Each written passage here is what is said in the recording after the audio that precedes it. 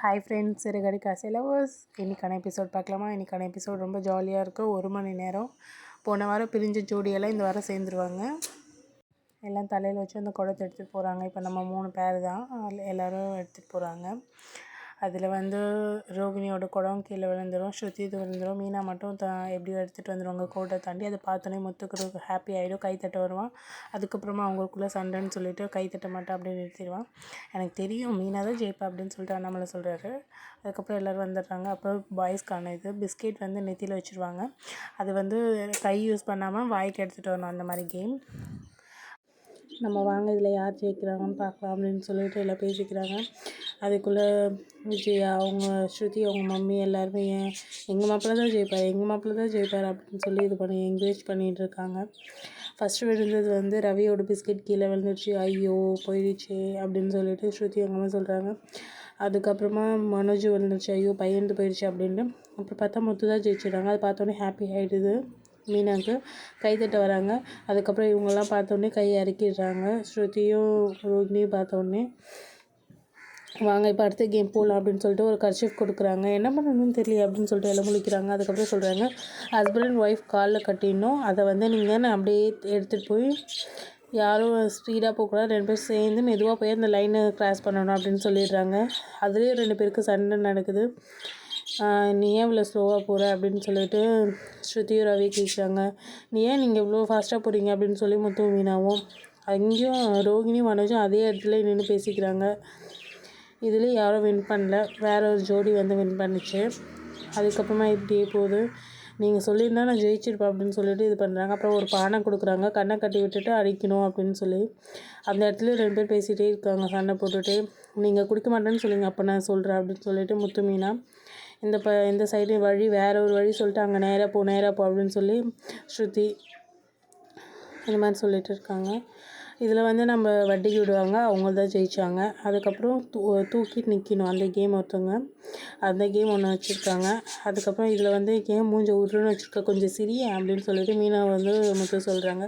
நீங்கள் இந்த மாதிரிலாம் பண்ண எப்படி எனக்கு சிரிக்க தோணும் அப்படின்னு சொல்லிட்டு ரோஹிணி நீ சாரி கேளு, நான் அப்போ தான் பேசுவேன் அப்படின்னு சொல்லிட்டு இதில் ஸ்ருதி ரவி நீ எவ்வளோ நிறைய வெயிட்டு தூக்குவ, நான் வேணால் நீ விட்டுரு, நீ போய் வேறு குக் பண்ணணும் அப்படின்னு சொல்லுவாங்க. அப்புறம் 2 பேர் எல்லாருமே சமாதானம் ஆகிடுவாங்க.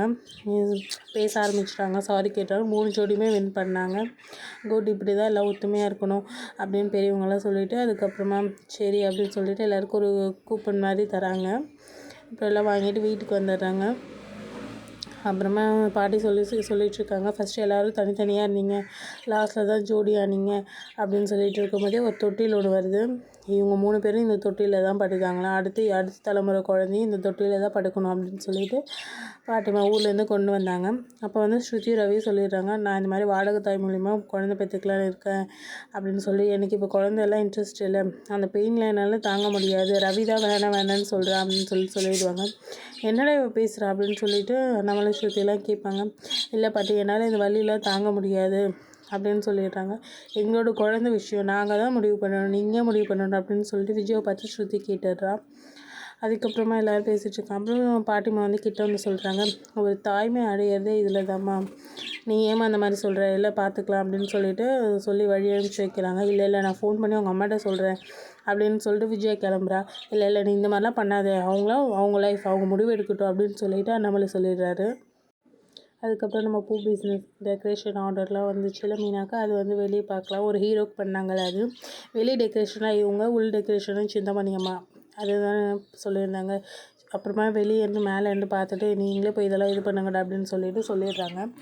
அப்புறம் வெளியே ஆளுங்களாம் வச்சு இந்த டெக்கரேஷன் பண்ண மாப்பிள்ளை வீடு இது எப்படி இருக்குது பாரு அப்படின்னு சொல்லிட்டு எல்லாம் உடைக்கிறாங்க. அதை பார்த்தோன்னே சிந்தாமணியாக சிரிக்கிறாங்க. ஆனால் அது ஆக்சுவலாக ஒரு கனவு. அதுக்கப்புறமா திருப்பி அதே மாதிரி ட்ரை பண்ணுறாங்க. காரில் இருக்க பூவில் எடுக்கலன்னு சொல்லிவிட்டு அப்புறம் டெக்கரேஷன் கிட்டே போகிறாங்க.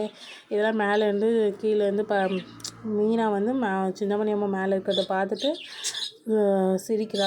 அதுக்கப்புறம் தொடப்போம், குச்சி இதெல்லாம் எடுத்துகிட்டு போய் ஏன் டெக்கரேஷனையும் கலைக்கிறீங்க அப்படின்னு சொல்லிட்டு அடித்து விரட்டுறா. அப்புறம் சிந்தாமணி அம்மாவே பார்த்துட்டு தொடப்பத்தை கையில் வச்சு முறுக்குறா. அதுக்கப்புறம் அந்த சார் வராரு. சூப்பராக இருக்கும் டெக்கரேஷன்லாம், வேறு லெவலில் பண்ணியிருக்கீங்க, அப்படின்னு சொல்லிடுறாங்க. உள்ளே வந்தோடனே சிந்தாமணிம்மா இதுதான் எப்போவுமே ரெகுலராக பண்ணுறீங்க, ஒரே டெக்கரேஷன் தான் பண்ணுறீங்க, பாரு அந்த பொண்ணு பாருங்கள் நல்லா பண்ணியிருக்காங்க அப்படின்னு சொல்லிடுறாங்க. அதுக்கப்புறம் வெளியே வந்தோடனே 2 பேரும் 2 நிமிஷம் ஊற்று பார்த்துக்குறாங்க முறைச்சி.